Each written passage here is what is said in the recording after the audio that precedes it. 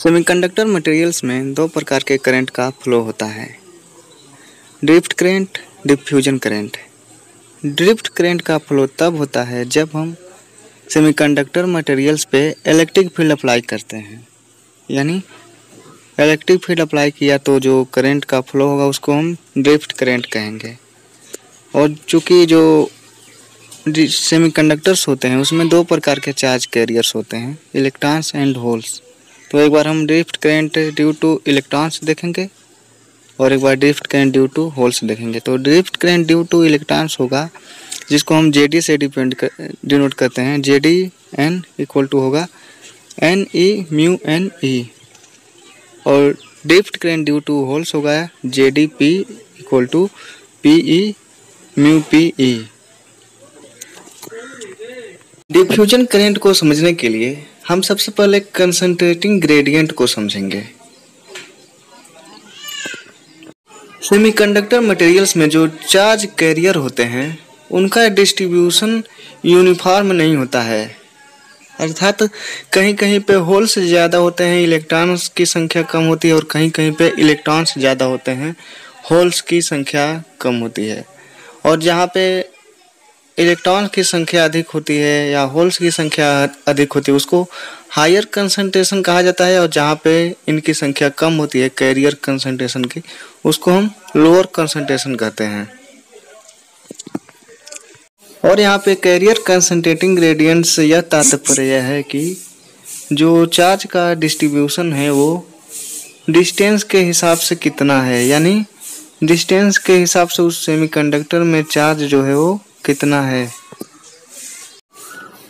Career concentration with respect to distance is called gradient.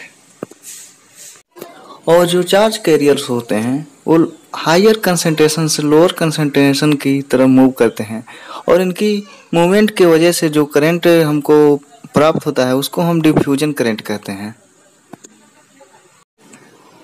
Simple way में कहेंगे कि जो डिफ्यूजन करंट है वो कंसंट्रेटिंग ग्रेडियंट पे डिपेंड करता है, और जो चार्ज कैरियर्स हैं वो हायर कंसंट्रेशन से लोअर कंसंट्रेशन की तरफ मूव करते हैं, और इनकी मोशन की वजह से जो हमको करंट प्राप्त होता है, चार्ज कैरियर्स के मोशन की वजह से जो हमको करंट प्राप्त होता है उसको हम डिफ्यूजन करंट कहेंगे। क्योंकि जो सेमीकंडक्टर्स होते हैं उनमें दो प्रकार के चार्ज कैरियर्स होते हैं, इलेक्ट्रॉन्स एंड होल्स।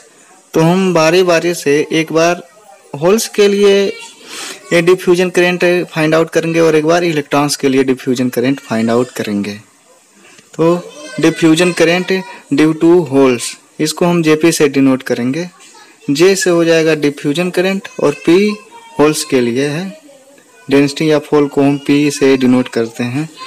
तो हालांकि हमें पता है कि जो डिफ्यूजन करंट है वो कंसंट्रेटिंग ग्रेडियंट पे डिपेंड कर रहा है, तो जेपी डायरेक्टली प्रोपोर्शनल होगा कंसंट्रेशन ग्रेडियंट ऑफ होल्स के, और फिर जेपी आल्सो प्रोपोर्शनल होगा चार्ज ऑन होल, यानी कि किस प्रकार का चार्ज इस दिए गए सेमीकंडक्टर पे है उस पे भी ये डिपेंड करेगा। जेपी डायरेक्टली प्रोपोर्शनल होगा ई के, और दोनों को एक साथ हम लिख सकते हैं JP directly proportional minus A DP upon dx.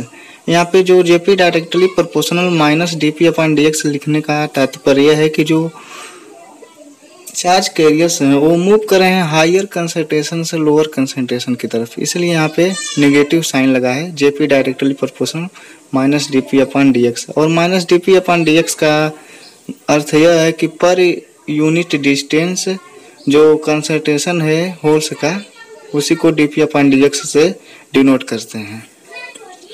इसके बाद हम प्रोपोर्शनलिटी साइन को हटाने के लिए JP directly proportional to minus e DP upon DX में प्रोपोर्शनलिटी साइन को हटाने के लिए एक कांस्टेंट का यूज करेंगे जिसको हम डीपी नाम देंगे। तो जेपी इक्वल टू हो जाएगा minus DP e DP upon dx.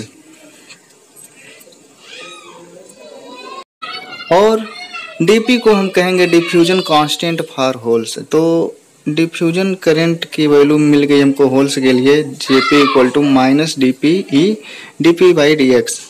अब हम इसी को कैलकुलेट करेंगे इलेक्ट्रॉन्स के लिए।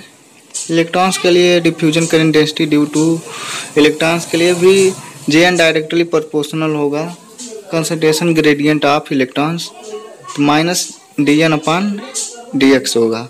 और फिर ये चार्ज ऑन इलेक्ट्रॉन्स पे भी डिपेंड करेगा तो Jn डायरेक्टली प्रोपोर्शनल होगा माइनस C के, क्योंकि इलेक्ट्रॉन्स पे नेगेटिव चार्ज होता है। उसके बाद इसको एक साथ हम मर्ज करके लिखेंगे तो Jn डायरेक्टली प्रोपोर्शनल होगा E dN/dx, नेगेटिव से नेगेटिव कैंसिल हो जाएगा। इसके बाद हम यहाँ पे फिर एक कांस्टेंट का यूज करेंगे Jn इक्वल टू dN/dx और ये है diffusion current density due to electrons. यहाँ पे जो Dn है वो diffusion current density for electrons है और डिफ्यूजन कांस्टेंट इसको कहेंगे Dn को। अब हम टोटल करंट डेंसिटी की बात करेंगे किसी सेमीकंडक्टर में चार्ज कैरियर्स के लिए, यानी एक बार हम होल्स के लिए टोटल करंट डेंसिटी निकालेंगे और एक बार इलेक्ट्रॉन्स के लिए टोटल करंट डेंसिटी निकालेंगे। दरअसल इसमें कुछ करना नहीं है, हमको दोनों करंट को ऐड कर लेना है, ड्रिफ्ट करंट डेंसिटी और डिफ्यूजन करंट डेंसिटी जो हमने शुरू में निकाला था। ड्रिफ्ट करंट डेंसिटी और डिफ्यूजन का दोनों को ऐड कर लेंगे तो Jp हो जाएगा होल्स के लिए जो करंट डेंसिटी होगा टोटल करंट डेंसिटी किसी इलेक्ट्रिक फील्ड के उपस्थिति में जो करंट डेंसिटी होता है इलेक्ट्रॉन्स का वो दोनों के योग के बराबर होता है, ड्रिफ्ट करंट डेंसिटी और डिफ्यूजन करंट डेंसिटी के। तो Jp इक्वल टू हो जाएगा Pe mu P E minus dPe dP/dx और टोटल करंट डेंसिटी इलेक्ट्रॉन्स के लिए हो जाएगा Jn equal to Ne mu Ne plus DnE dN/dx। हमने ऊपर इसको निकाला है ड्रिफ्ट करंट और डिफ्यूजन करंट को। हमने देखा कि ड्रिफ्ट करंट क्या होता है, डिफ्यूजन करंट क्या होता है और टोटल करंट डेंसिटी क्या होता है इलेक्ट्रॉन्स और होल्स के लिए। अब हम बात करेंगे आइंस्टीन रिलेशनशिप के बारे में। आइंस्टीन ने एक रिलेशनशिप दिया था डिफ्यूजन करंट और मोबिलिटी ऑफ चार्ज के बीच में, उसको हम देखेंगे।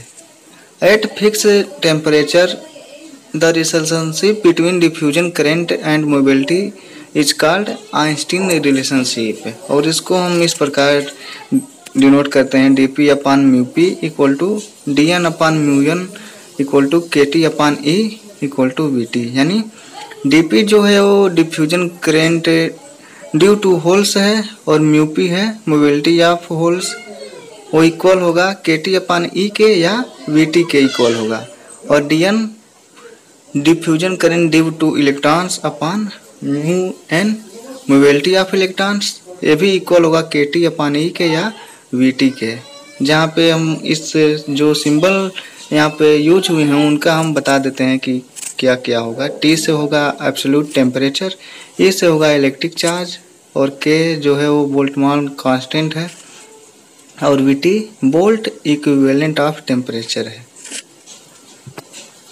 वो आइंस्टीन रिलेशनशिप यही है, इससे न्यूमेरिकल्स आते हैं हमारे एग्जाम में। आज हमने सेमीकंडक्टर में जो करंट फ्लो होते हैं उसके बारे में बात किया, ड्रिफ्ट करंट और डिफ्यूजन करंट के बारे में, और हमने एक रिलेशनशिप को भी देखा जो आइंस्टीन रिलेशनशिप के नाम से जाना जाता है।